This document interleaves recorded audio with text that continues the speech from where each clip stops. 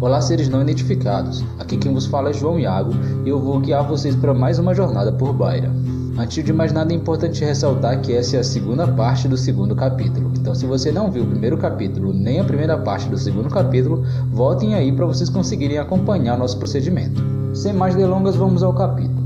A ideia de Kaluanã ser o sucessor perfeito de Joabe começou a ruir, pois em uma das viagens a Krek, uma reunião sobre as possíveis expedições que seriam feitas na região, Joabe, como de costume, levou Kaluanã, e durante a reunião mandou o filho ir brincar com as demais crianças que estavam presentes. Olá, sou Kaluanã de Boltamons, disse ele às 4 crianças que estavam jogando uma espécie diferente de jogo. Sabemos quem é você, vossa majestade, respondeu uma delas. O pequeno herdeiro sorriu e disse, podem me chamar pelo meu nome mesmo, posso brincar com vocês? Temos uma aventura para hoje, quer ir junto? Kaluanã pensa por um segundo até sentir alguém puxá-lo pelo braço, e mesmo sem responder, ele segue as 4 crianças. Ele fica maravilhado com tudo que vê em Krek. Ele se depara com um lago de cor vermelha, árvores coloridas e várias outras coisas que lhe encantaram. Você vai entrar? Questiona Arya, uma das pequenas crianças. Eu nunca entrei em um lago, assinala Kaluanã. A pequena sai da água, pega-o pelo braço e diz, não é fundo, eu ajudo você. Os pequenos seres aquáticos rodeavam as crianças. O pequeno herdeiro nunca sorriu tanto como naquele dia. Arya o levou para um lugar entre a pequena floresta que existia no meio de Krek. Lá havia outro lago, mas esse era diferente. Jorrava água de uma pedra diretamente ao lago. Era algo tão fantástico que deixou mais apaixonado pelo lugar.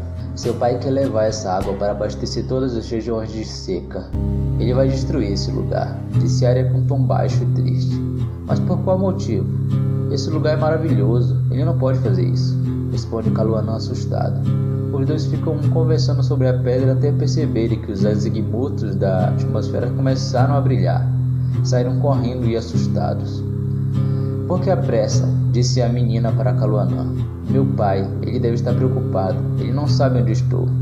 Kaluanã e Arya chegaram ao centro da reunião e Joabe estava muito estressado. Perguntou para onde eles haviam ido. Os dois ficaram sem reação. Joabe manda Kaluanã entrar no veículo e voltam para casa. Com tudo que presenciou, o menino não via mais o mundo através dos olhos do pai. O mundo era bem mais interessante do que estar em uma sala discutindo sobre política e poder. Alguns meses se passaram. Joabe não levou mais Kaluanã a Krek, e ele muito menos viu Arya novamente. Certo dia, quando acabara de fazer seus 9 anos, ele pediu ao pai para ir até a parte inferior do planeta. Queria visitar as criaturas que lá habitavam. Seu desejo foi concebido. Joabe aproveitou para ver como estavam os projetos de Krek na ilha de exploração. Desceram pela plataforma, chegaram à ilha e o futuro governante dos matos pediu para ficar sozinho. Queria andar entre a floresta. Joabe estava com muita pressa, deixou os 2 soldados com Kaluanã e partiu na direção ao centro de exploração de Krek. Tudo estava diferente desde a última vez que ele havia estado lá embaixo. Menos animais, poucas árvores, quase não era possível ver os Drakos no topo das grandes montanhas. A paisagem estava totalmente alterada, o que afetou bastante o futuro líder. Ele andou por bastante tempo procurando encontrar alguma criatura nova, mas era impossível achar algo vivo no meio de tantas árvores mortas.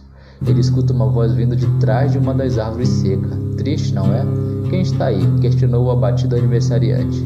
Ninguém importante, diz Arya saindo de trás de uma árvore. Kaluanã sorriu. Era a última pessoa que ele esperava encontrar naquele local. Ela estava bem maior comparada à última vez que ele a viu. Ele a admira por um instante e a questiona. O que está fazendo aqui?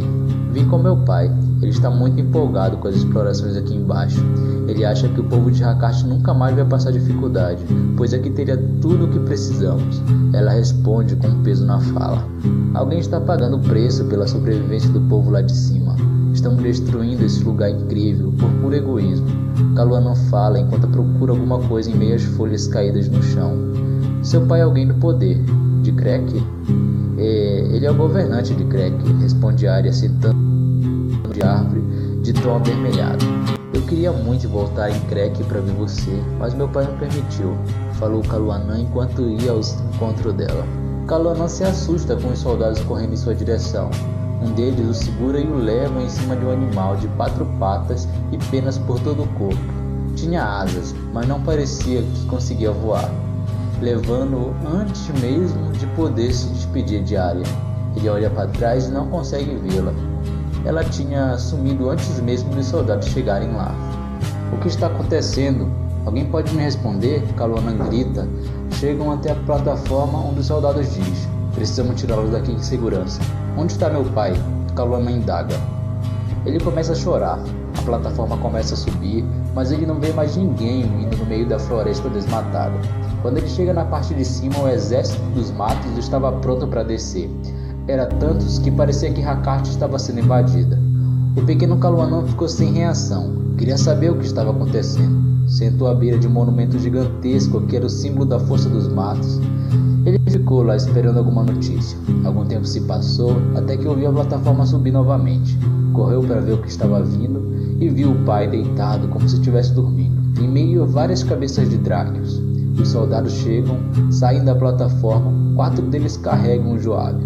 Stan, governante de Krek, pai de Arya, passa pelos soldados que estavam esperando passar e vai até Kaluanã e diz: sinto muito, meu filho.